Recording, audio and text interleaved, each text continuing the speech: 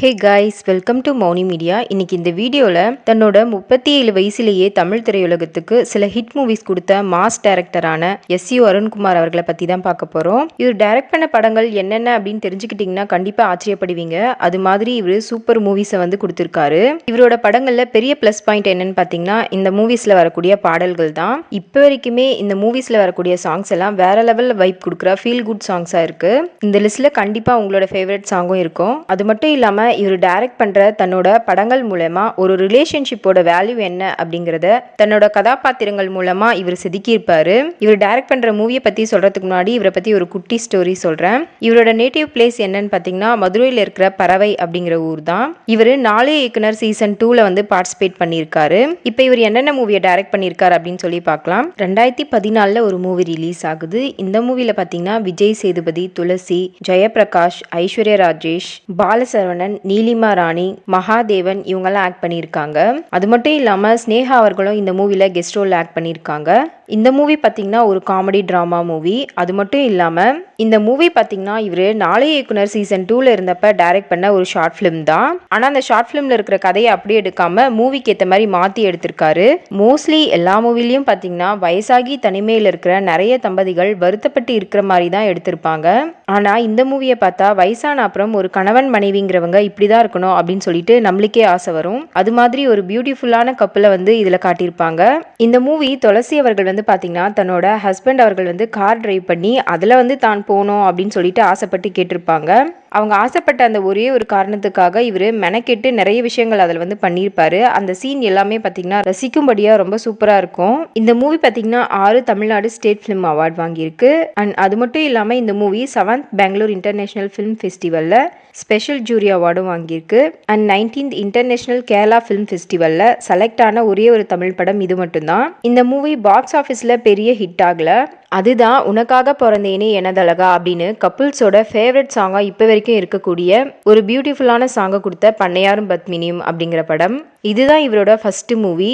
அதுக்கப்புறம் 2016 ஒரு movie release ஆகுது. இது ஒரு ஆக்ஷன் ட்ராமா மூவி. இந்த மூவியில் விஜய் சேதுபதி அண்ட் ரம்யா நம்பீசன் ஆக்ட் பண்ணியிருக்காங்க. இதுக்கு முன்னாடி இவர் டைரக்ட் பண்ண படத்தில் எப்படி ஒரு வயதான தம்பதிகளோட காதலை அழகாக காட்டியிருப்பாரோ அதே போல் இந்த மூவியில் பார்த்தீங்கன்னா ஒரு ஃபேமிலி எப்படி இருக்கணும் அப்படிங்கிறத ரொம்பவே அழகாக காட்டியிருப்பாரு. எவ்வளோ பிஸியான ஒர்க் இருந்தாலும் தன்னோட ஃபேமிலிக்காக டைம் ஸ்பெண்ட் பண்ணுற கணவனும் என்ன ஆனாலும் எவ்வளோ சண்டை வந்தாலும் அதை அண்டர்ஸ்டாண்ட் பண்ணிட்டு தன்னோட ஹஸ்பண்டை யார்கிட்டயும் விட்டு கொடுக்காத ஒரு மனைவியும் வாழ்க்கையில் அமைஞ்சிட்டா செத்து போன அப்புறமா இல்ல வாழும்போதே சொர்க்கத்தை பார்க்கலாம். அது மாதிரி ஒரு குட்டி ஃபேமிலியோட லவ் ஸ்டோரியை இதில் அழகாக காட்டியிருப்பாரு. இந்த மூவியில் இவங்க நல்ல கணவன் மனைவியா மட்டும் இல்லாமல் நல்ல பேரண்ட்ஸாகவும் இருப்பாங்க. இதில் குழந்தைங்களை எவ்வளோ தைரியமாக வளர்க்கணும் அப்படிங்கிறதையும் அண்ட் பேரண்ட்ஸ் குழந்தைங்க முன்னாடி கண்டிப்பாக சண்டை போடக்கூடாது அப்படிங்கிறதையும் ஒரு 2 சீனில் ரொம்ப அழகாக காட்டியிருப்பாங்க.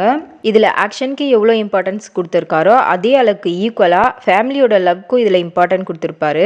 இந்த movie South Indian international movie அவார்டில் பெஸ்ட் பிளேபேக் சிங்கர் ஃபீமேலுக்கு ஒரு அவார்டு வாங்கியிருக்காங்க. சண்டை போட்ட தன்னோட ஒய்ஃபை சமாதானப்படுத்த நிறைய பேர் இப்போ வரைக்கும் இந்த சாங்கை தான் பார்த்தீங்கன்னா யூஸ் பண்ணிட்டு இருக்காங்க. அந்த சாங் தான் கொஞ்சம் பேசிட வேணாம் அப்படிங்கிற சாங். இந்த மூவி நல்ல பாசிட்டிவான ரிவ்யூவை தான் வாங்கியிருக்கு. அது மட்டும் இல்லாமல் பாக்ஸ் ஆஃபீஸும் நல்லாவே கலெக்ஷன் பண்ணியிருக்கு. இதுதான் இவரோட செகண்ட் மூவியான சேதுபதி அப்படிங்கிற மூவி. இந்த மூவியை தெலுங்குல ஜெயதேவ் அப்படின்னு சொல்லிட்டு ரீமேக் பண்ணியிருக்காங்க. அப்புறம் 2019 ஒரு மூவி ரிலீஸ் ஆகுது. இந்த மூவி ஒரு ஆக்ஷன் த்ரில்லர் மூவி. இந்த மூவிலையும் பார்த்தீங்கன்னா Vijay Sethupathi lead role act பண்ணியிருக்காரு. அண்ட் ஹீரோயினா அஞ்சலி அவர்கள் வந்து ஆக்ட் பண்ணியிருக்காங்க. அது மட்டும் இல்லாமல் இந்த மூவில விஜய் சேதுபதியோட மகனான சூர்யா அவர்களும் சப்போர்ட்டிங் ரோல்ல ஆக்ட் பண்ணியிருக்காரு. இதுதான் தமிழ்ல இவரோட ஃபர்ஸ்ட் மூவி. இந்த மூவிக்கு நிறைய மிக்ஸ்டான ரிவ்யூ தான் கிடைச்சிருக்கு. அருண்குமார் இதுக்கு முன்னாடி டைரக்ட் பண்ண 2 படங்களை பார்த்துட்டு இதை பார்க்குறப்ப அவ்வளோ சாட்டிஸ்ஃபைங்கா இல்லை அப்படின்னு சொல்லிட்டு டைம்ஸ் ஆஃப் இந்தியாவில் ரிவ்யூ கொடுத்துருக்காங்க. ஸோ இந்த மூவி பார்த்தீங்கன்னா ஒரு ஃபெயிலியரான மூவியாக தான் அமைஞ்சிருக்கு.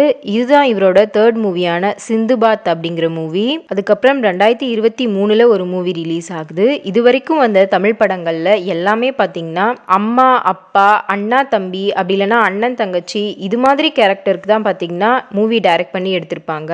ஆனால் சித்தப்பா அப்படிங்கிற ஒரு கேரக்டருக்கு ஒரு புது கவிதையை இந்த மூவியில் இவர் வர்ணிச்சிருப்பாரு.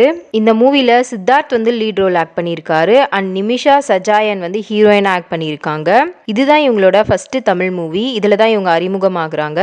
இந்த மூவில தான் இவங்க அறிமுகம் ஆகியிருக்காங்க அப்படின்னு நினைக்க முடியாத அளவுக்கு இவங்களோட கேரக்டரை உள்வாங்கி ரொம்பவே அழகாக நடிச்சிருப்பாங்க.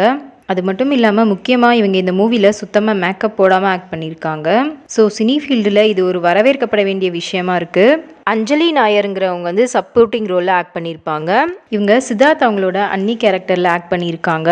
இந்த மூவியோட டைரக்டர் இவங்க கேரக்டரை பற்றி இன்ட்ரெஸ்டிங்கான ஒரு விஷயம் வந்து ஷேர் பண்ணியிருக்காரு. அது என்ன அப்படின்னா, என்னோட அம்மா அவங்க பிறந்த வீட்டுக்கு போனால் எங்கள் தாத்தா மாமா யார் இருந்தாலும் அவங்க முன்னாடியே வந்து பார்த்திங்கன்னா 2 கையும் தலைமையில் வச்சு தான் படுத்து தூங்குவாங்க. இதுவே எங்கள் அப்பா வீட்டு சைடு போனாங்க அப்படின்னா கையை வந்து கீழே வச்சுட்டு ஒரு சைடாக படுப்பாங்க. ஸோ இது மாதிரி ஒரு சின்ன விஷயங்களில் கூட எவ்வளோ ஆழமான அர்த்தங்கள் இருக்குது அப்படிங்கிறத நான் புரிஞ்சுக்கிட்டேன் அப்படின்னு சொல்லியிருக்காரு. ஸோ இதில் பார்த்தீங்கன்னா இவங்களோட அண்ணி சித்தார்த் அவங்கள தன் வீட்டு பையனாக தன் தம்பியாக நினைக்கிறாங்க அப்படிங்கிறத காட்டுறதுக்காகத்தான் இந்த மூவியில் ஃபஸ்ட்டு இது மாதிரி ஒரு சீனை நான் எடுத்திருக்கேன் அப்படின்றத ஷேர் பண்ணியிருக்காரு. இதில் முக்கியமான கேரக்டரில் ஷஹாஸ்ரா ஸ்ரீ பாப்பா வந்து ஆக்ட் பண்ணியிருக்காங்க. இந்த பாப்பா சொல்லவே வேணாம், இவங்க நடித்த ஃபஸ்ட்டு மூவி மாதிரி இல்லாமல் ரொம்பவே க்யூட்டாக ஆக்ட் பண்ணியிருக்காங்க. இந்த மூவி பார்த்தீங்கன்னா சைல்டு செக்ஷுவல் அப்யூஸை பேஸ் பண்ணி எடுத்த ஒரு மூவி. இவர் இந்த ஸ்கிரிப்டை நியூஸ் பேப்பர் அண்ட் ஆர்டிகல்ஸில் வந்த ட்ரூ இன்சிடென்ட்டை பேஸ் பண்ணி டெவலப் பண்ணியிருக்காரு. அது மட்டும் இல்லாமல் கொல்கத்தா டேஸ்ன்னு சொல்லிட்டு ஒரு நாவல் இருக்குது. அதில் சூரிய நெல்லி அப்படிங்கிற ஒரு பர்சனுக்கு 1996 நடந்த ஒரு செக்ஷுவல் அபியூஸை பற்றின ஒரு ஸ்டோரி இருக்குது. இந்த ஸ்டோரியையும் இவர் ஸ்கிரிப்டில் எழுதிக்கிறாரு. இது பத்தாமல் இந்த மாதிரி கேஸில் இருந்த police officers and NGO members கிட்டேயும் இந்த சைல்டு அபியூஸை பற்றி கேட்டு தெரிஞ்சு ஸ்கிரிப்டை எழுதியிருக்காரு. ஸோ இந்த மொத்த ஸ்டோரியும் சேர்த்து இவருக்கு 440 பக்கத்துக்கு பார்த்தீங்கன்னா ஸ்கிரிப்ட் ரெடியாகி இருக்கு. அப்புறம் இதை வந்து 220 பக்கங்களாக இவர் ரீரைட் பண்ணியிருக்காரு. அது மட்டும் இல்லாமல் இந்த மூவியோட ஸ்கிரிப்டை தன்னோட டீம் அண்ட் ஃபேமிலி மெம்பர்ஸ் கிட்டேயும் கொடுத்து படிக்க வச்சிருக்காரு. இந்த மூவியை சித்தார்த் அவர்கள் தான் பார்த்தீங்கன்னா தன்னோட talkie entertainment banner production company மூலமாக ப்ரொடியூஸ் பண்ணியிருக்காரு. இந்த மூவி ரிலீஸ் ஆகிறதுக்கு முன்னாடி சித்தார்த் அவர்கள் வந்து இந்த மூவியை பற்றி ஒரு சில விஷயங்களை ஷேர் பண்ணியிருக்காரு. அது என்னன்னு பார்த்தீங்கன்னா, இந்த மூவியோட ஸ்கிரிப்டை ரீட் பண்ணுறப்ப என் மனசுக்குள்ள ஒரு விதமான ஃபீல் கொடுத்துச்சு. அதை நான் எல்லா ஆடியன்ஸ்க்கும் கொடுக்கணும்னு நினச்சேன். அது மட்டும் இல்லாமல் இந்த படத்தை ஒரு குறிப்பிட்ட மொழி பேசுகிறவங்களோ இல்லை ஒரு குறிப்பிட்ட இனத்தை சேர்ந்தவங்களோ இல்லை ஒரு குறிப்பிட்ட இடத்துல இருக்கிறவங்களோ பார்க்குற மாதிரி இருக்காது. இது எல்லாருக்குமான படம் அப்படிங்கிறத சொல்லியிருக்காரு. அது மட்டும் இல்லாமல் இந்த மூவி மூலமாக குழந்தைங்களை தனியாக விடாதீங்க அண்ட் மொபைல் அதிகமாக கொடுக்காதீங்க அப்படின்னு சொல்லிட்டு சொசைட்டிக்கு நிறைய அவேர்னஸ் கொடுத்துருக்காங்க.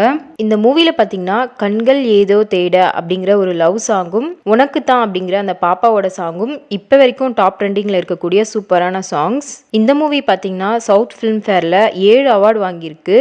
அது என்னென்ன கேட்டகரி அப்படின்னு பார்த்தீங்கன்னா best film, best actor, best actress, best director, best supporting actress, best music director, best singer female, இந்த மாதிரி 7 அவார்டை வந்து இவங்க வாங்கியிருக்காங்க.